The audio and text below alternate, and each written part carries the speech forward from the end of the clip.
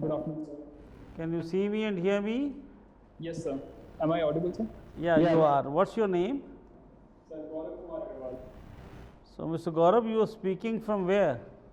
Sir, Sundargarh, Odisha. Okay. Okay.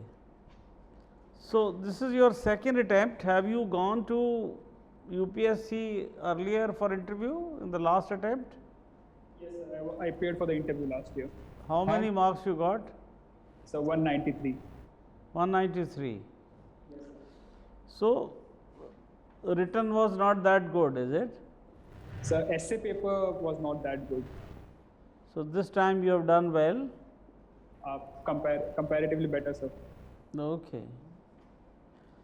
So, we'll start. Kindly tell us something about yourself. So my name is GOURAB Kumar Agarwal. I belong to Sundargarh, Odisha.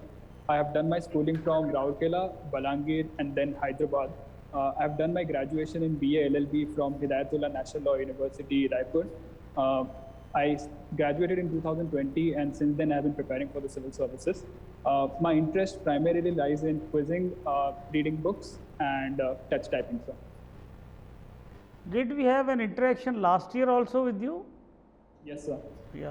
That is what I recall that. Yeah. Your father is in business, isn't it? So he retired from Punjab National Bank and then he moved on to business. Okay. Now, tell us about Hidayatullah. I have seen in your DAF the word Hidayatullah. Tell us. Justice Hidayatullah was the Chief Justice of India. Along with that, he held the position of Vice President of India and Acting President of India also.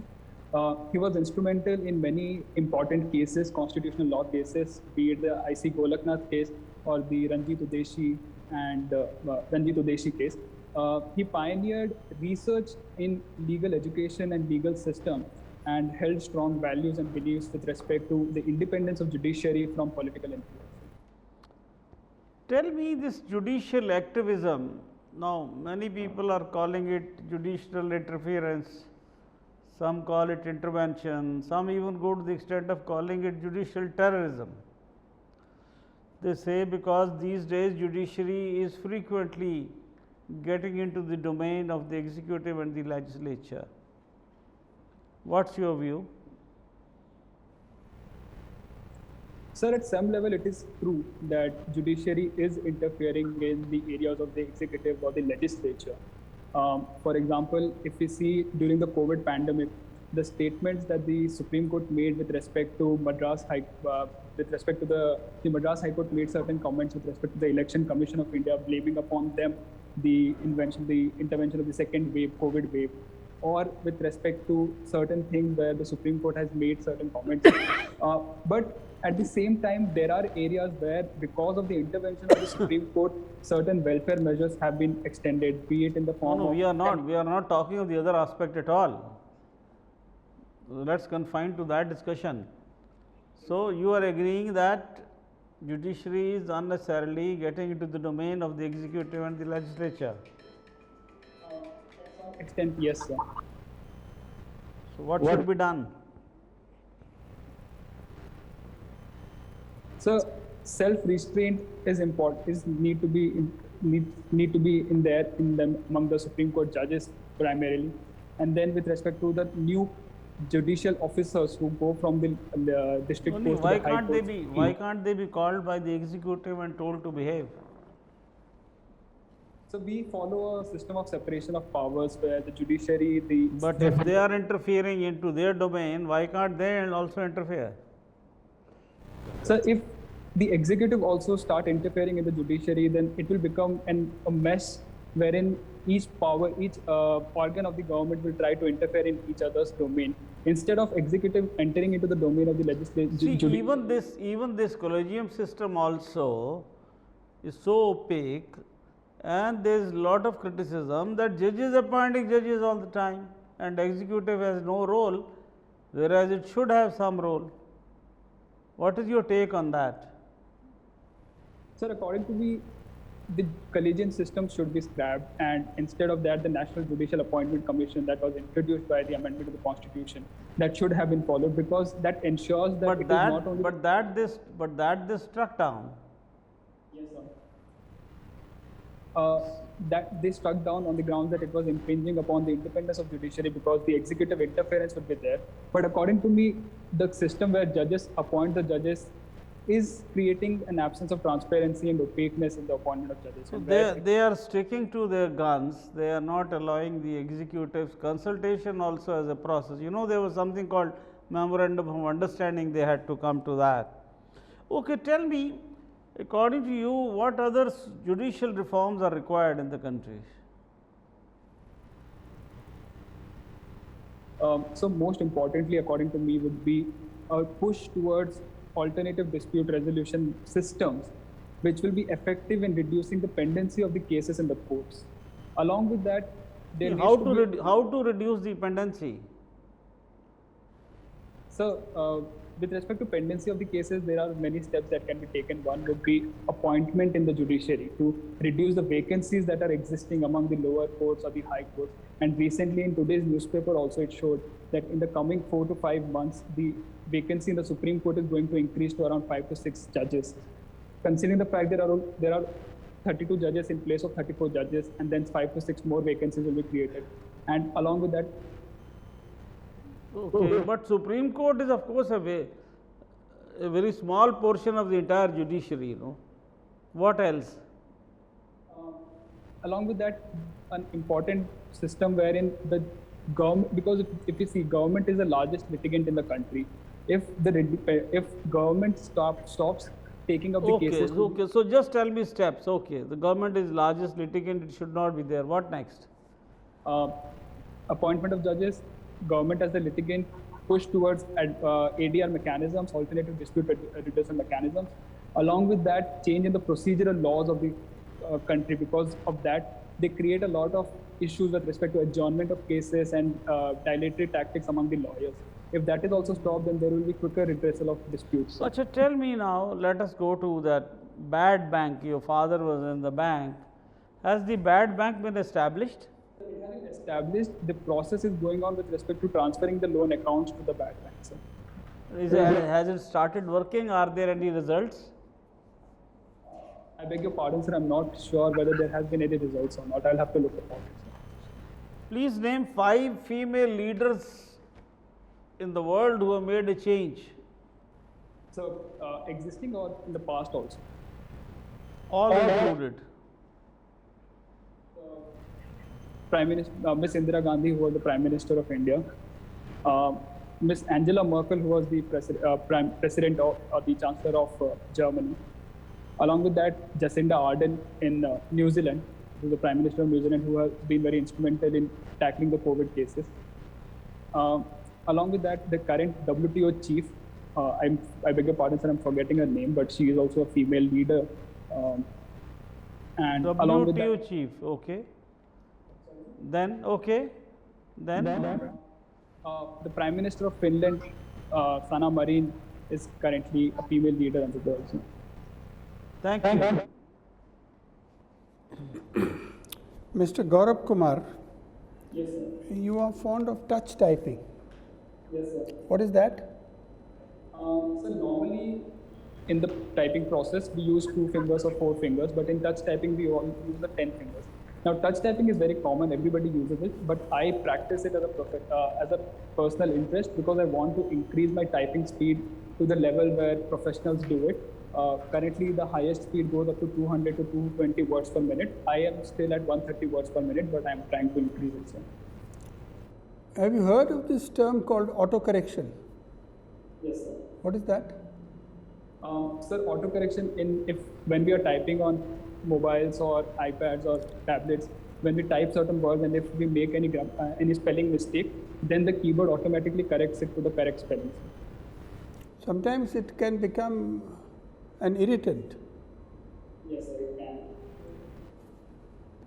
Now tell me, this Ukraine war has resulted in commodities prices going up.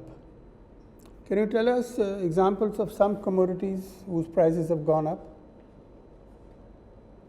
So nickel, along with that, wheat prices, oil prices, sunflower oil prices, certain commodities which are used in semiconductor manufacturing, such as neon gas or the phosphorus gas. These are the commodities whose prices have gone up. And is India taking advantage of the rise in global prices of some of these commodities? Pardon, sir, I could not hear Is that. India taking advantage of the rise of some of the commodity prices? Who is taking advantage? India. Is India taking advantage of? Yes, sir. There has been certain advantages that India has been taking. If we look at because the wheat prices have gone up, the soaring prices have gone up. Recently, India has contracted with Egypt to supply wheat export to reduce the shortage of wheat in the global market. Along with that, if we see, because nickel prices are going up, there are reports that for that India's export of steel products will go up because of the rise in prices. I can think of these two examples. Can you tell me how much India exported? How much wheat did India export recently? 21, 22 last year? I beg your pardon, sir, I'll have to check on the exact figures. Can you tell me what is the strategic food reserve for wheat in India? I'm not exactly sure, but if permitted, I will like to make an estimate. So around 26 million tons. Oh, no. It's much lower than that. And how is it different from buffer stock? Strategic reserve of wheat and the buffer stock in wheat. I'm not exactly aware, but if permitted, I would like to make an No, don't do that. Don't do that, because earlier also was a wild guess. Okay, now your father retired as a chief general manager, chief manager, The chief manager. chief manager PNB. Now tell me, what is the definition of an NPA? So NPA stand for non-performing assets. So they are assets wherein if 90 days has passed, wherein the loan, wherein the borrower has not paid the interest or the interest on the loan amount that he has taken for 90 days. So 90 days is the limit. Beyond 90 days, it becomes an NPA. Yes, sir. Okay. What is the impact of the NPA on banks? Sir, it creates burden on the banks because they have amount locked up in NPAs and they cannot extend loans and lend credit in the market because of the locked amount, the non-performing assets. Along with that, it reduces their profitability because their assets are not giving them the returns that they are expecting. Sir. Why have the NPAs increased so much over the last few years? So if we look at last year's economic survey, therein it was said that after the 2008-2009 global crisis, there was a boost in the lending activities by the bank, which were not ensured that they meet certain stringent conditions or norms. Because of the haphazard lending conditions by the banks and the situation in the market, be it in the land acquisition issues or the slowing down of the global economy, that accumulated in a situation of non-performing assets. Sir. What is the position now of bad banks, of NPAs? So recently, in the past couple of years, there has been a decrease in the non-performing assets of the public sector banks. So, I'm not exactly aware of the figures, but there has been a reduction. So. The chairman asked you this question: how does the bad bank help in the resolution of this problem? So the mandate of the bad bank will be to take up the non-performing assets from the books of the public sector banks and try the resolution of those assets by indulging in securitization of those assets or in bringing in new management to deal with the assets which are not performing and make a turnaround of those assets so that they become profitable and some element of returns are generated from those assets. Thank you. Mr. Agarwal, behind you there is the photograph of some sportsman. Yes, sir. Rafael Nadal. Who's that? So he's a tennis player, Spanish tennis player. What is his name? Rafael Nadal. Okay. Now, what makes him such a great tennis player? Sir, according to me, his ability to come back from a situation where he is losing and show the grit and determination in the moments when it matters the most makes him the great player, sir. And who do you think is the best tennis player today and why? Sir, I'll say Rafael Nadal is still the best tennis player today. But isn't Djokovic better? Federer is now a little older, but Djoko and Nadal, who's better out of the two? According to me, it will be Rafael Nadal, sir. According to you, Rafael Nadal is better. Yes, sir. All right. Now, you have opted for the foreign service as your first service preference. Now, in your view, what is it that makes the reform of the United Nations difficult? So, if you look at the UN Charter, to bring about any reform in the United Nations, there needs to be a consensus among the members of the UN Security Council. Now, the issue with respect to the UN Security Council is that there are the countries like US or Russia or US or China who do not agree on many things, and therefore to achieve a consensus among them to bring about any resolution in the UN Security Council will be difficult.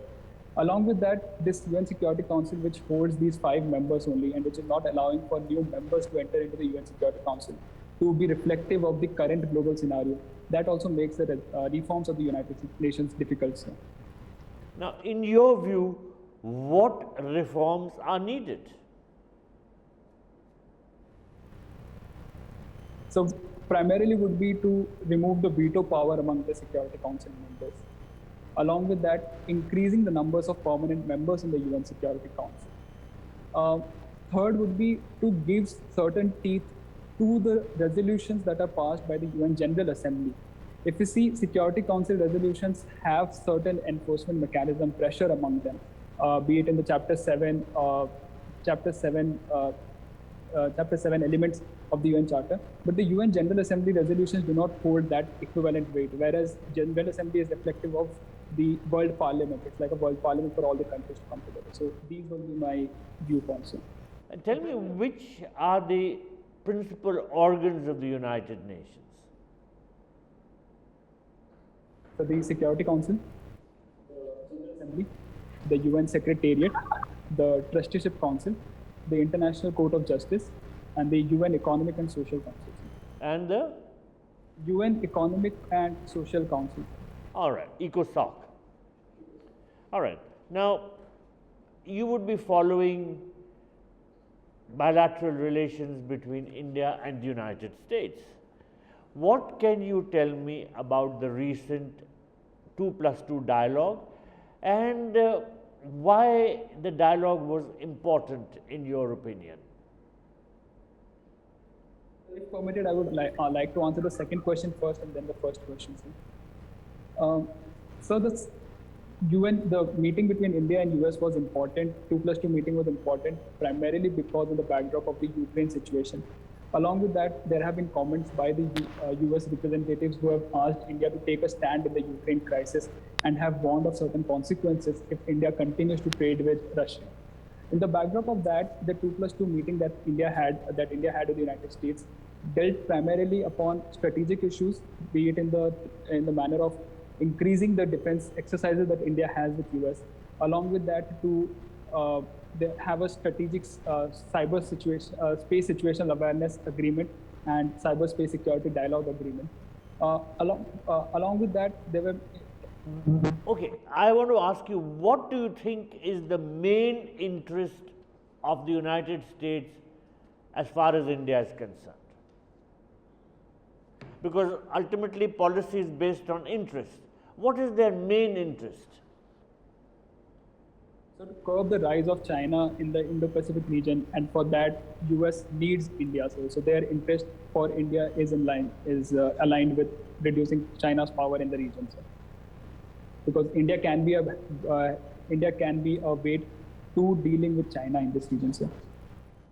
Are the other Quad countries interested in checking Chinese expansionism across the line of actual control with India? In other words, that problem, do we have to sort it out ourselves or they will help us? Sir, according to me, the issue with respect to expansionism on the line of actual control, India will have to deal itself with China, because US, Australia or Japan, they do not have any interest in dealing with that issue. They have their own issue with respect to Chinese expansionism, be it in the Senkaku Islands or the islands in the Indian Ocean for Australia. So. Okay, my last question. There's a new government in Pakistan. Do you think that the chances of better relations between the two countries are now there? Do you think there are better chances of a good relationship? Yes, sir. There are better chances because the new government is coming across without any baggages of past communications, if it were, for example, the Imran Khan government. But having said that, it will still be very difficult, because if you look at the statement that the new Prime Minister Shehbaz Sharif made after assuming the Prime Ministership, was that there cannot be any talks unless Kashmir issue is resolved. And India said that we cannot have any further communications unless and until the terror aspect of it is resolved. So India and Pakistan are still holding on to their pre-existing claims and communications. But a new government definitely brings across a new ray of hope in getting increased dialogue and communication between the two countries. Thank you. Yeah, Mr. Gaurav, tell me, what's Sundargarh? You belong to Sundargarh. Yes, sir. What Sundargarh is famous for? So Sundargarh is primarily famous for its mines, sir. Famous in sense of tourist attractions, sir, or known for, sir? Famous means well known. Why people know it? So primarily because of its mines, sir, iron ore mines. For mines. Yes, sir. Nothing else. So there is this place, a religious place called Ved Vyas, where it is believed that Saint Ved Vyas wrote Mahabharat from there, sir. Okay. Now, there is a concept of quasi-judicial authority. Quasi-judicial authority. Yes, sir.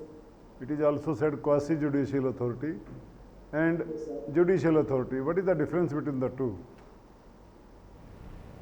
So quasi-judicial authorities are authorities who have certain trappings of the court, but they are more inclined towards administrative matters, whereas the judicial authority is completely a court which deals with resolution of matters.